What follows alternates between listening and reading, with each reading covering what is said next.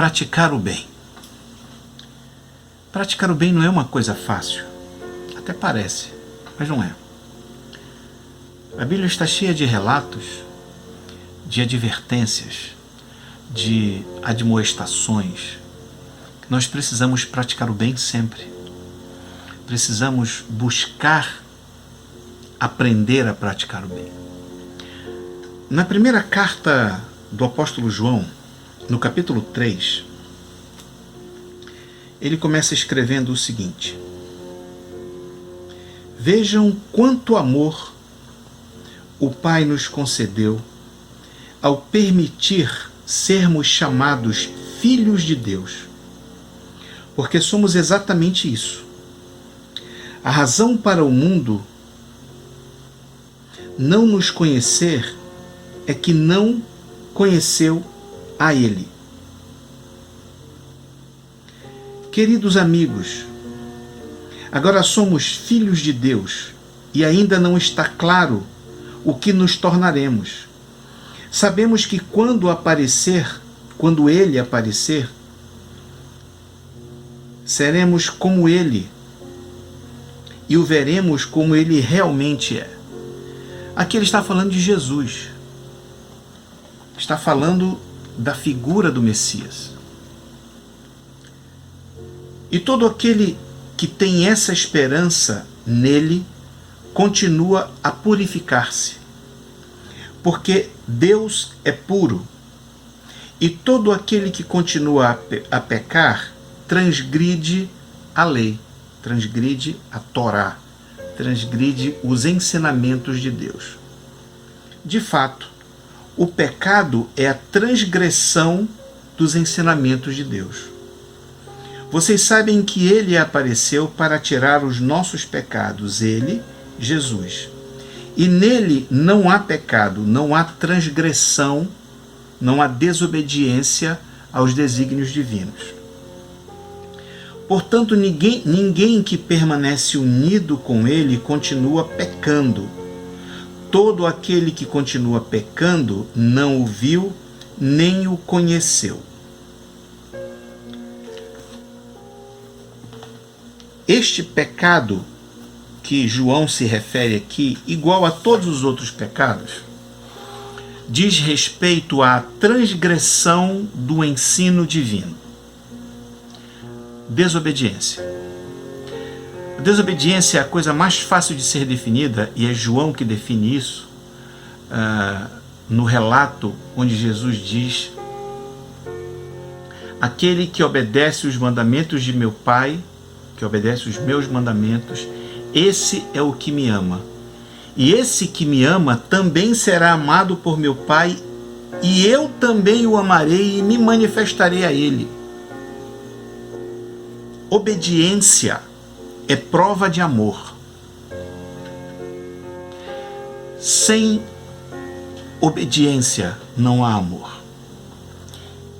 Se nós amamos os desígnios divinos, se nós amamos as diretrizes divinas, se nós temos amor pelo ensino de Deus, nós não pecamos. E eu quero desmistificar essa questão do ato pecado. Porque o ato pecado, o ato de pecar, deliberadamente, mostra que aquele que peca, o pecador, não tem nenhum contato com o amor proveniente de Deus.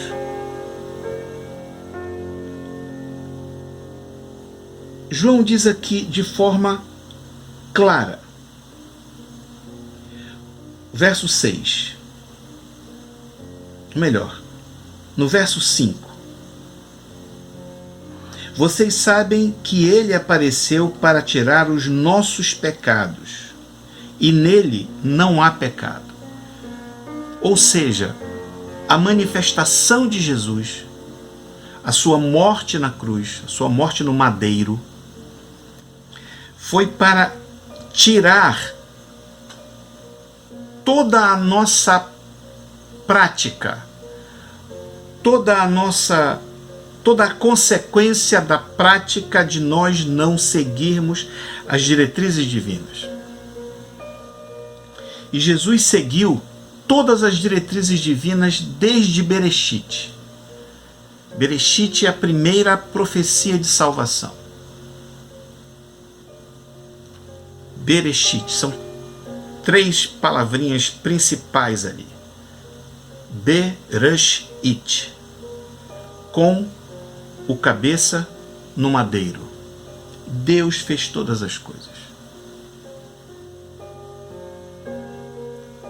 E é essa obediência do Filho, esse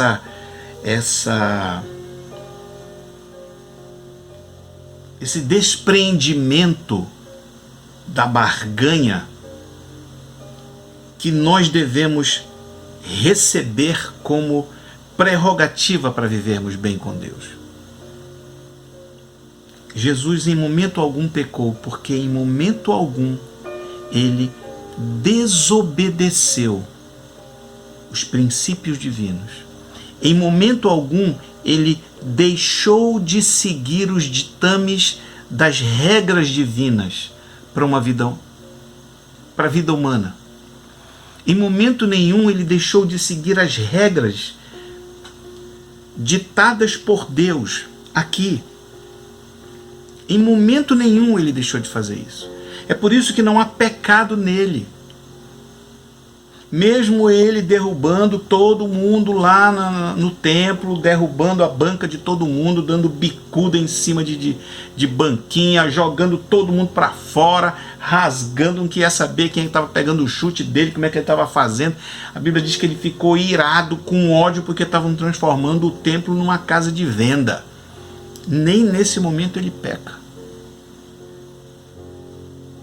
Porque ele em momento nenhum desobedeceu o ditame divino, a regra divina. E o que João está dizendo aqui é exatamente isso para nós. Se nós seguirmos as regras divinas,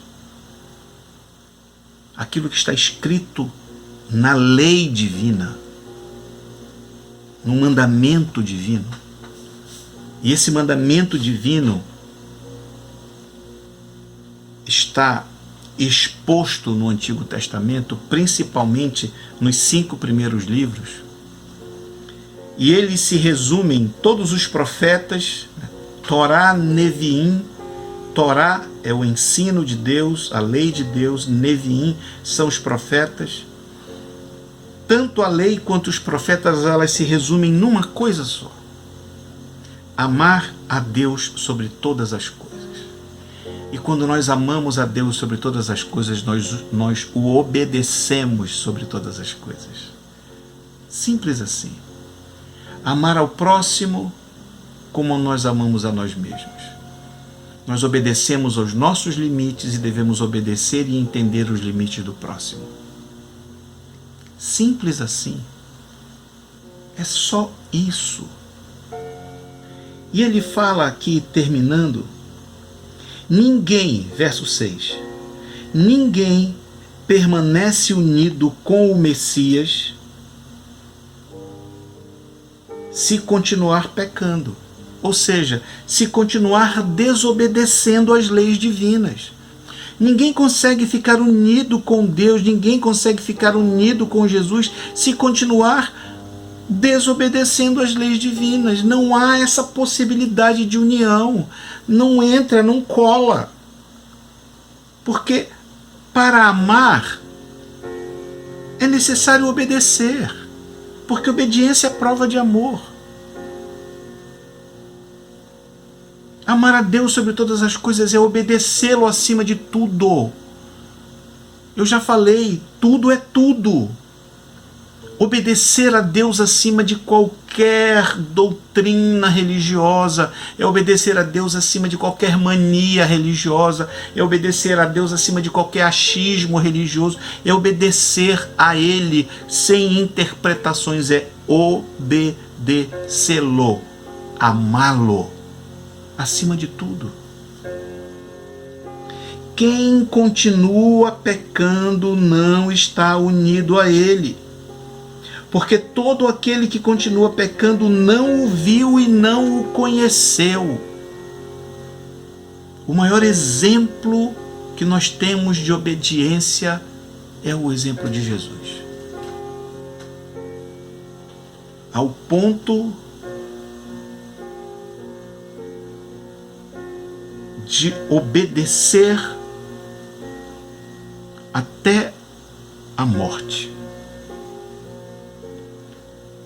Tentou negociar, pediu misericórdia. Está lá no Getsemane, gente. Está lá no Getsemane. Não pensem que Jesus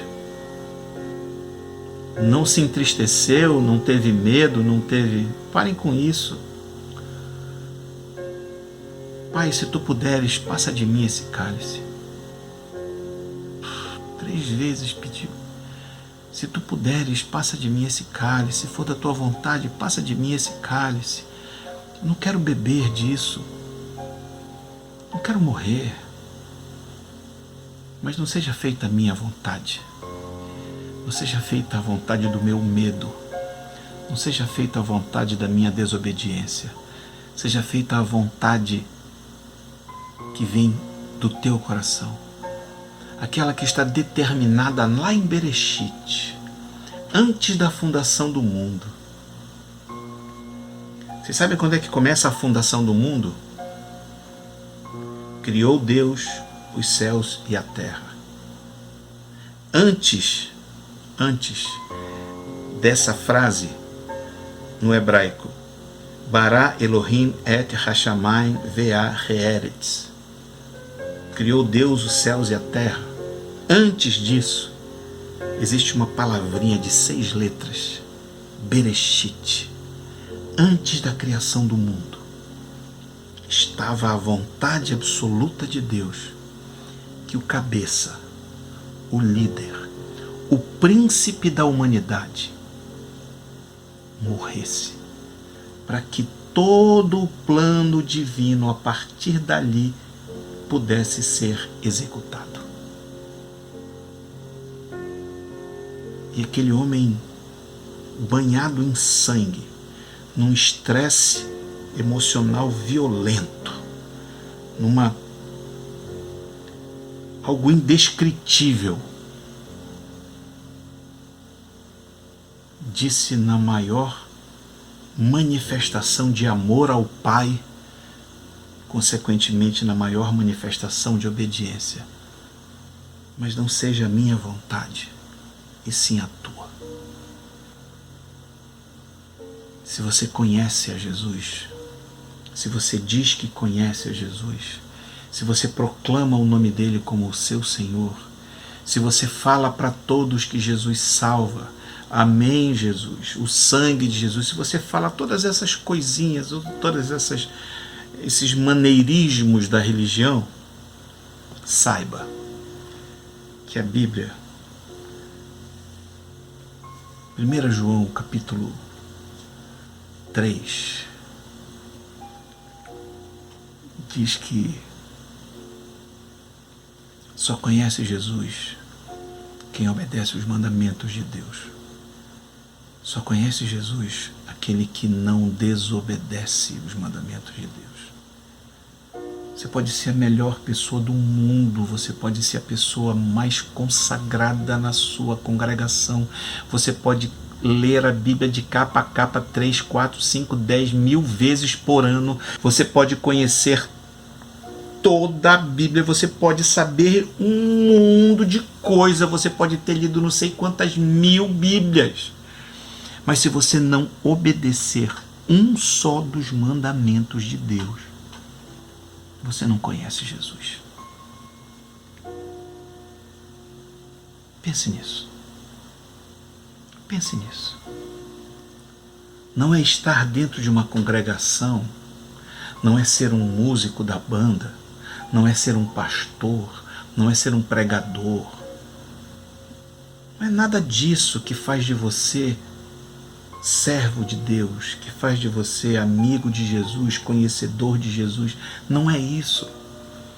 É obedecer os mandamentos de Deus. Porque aqueles que não obedecem os mandamentos de Deus não o amam. Porque obediência é prova de amor. Quando nós obedecemos os mandamentos de Deus, nós podemos entender a profundidade que é o relacionamento do filho com o pai.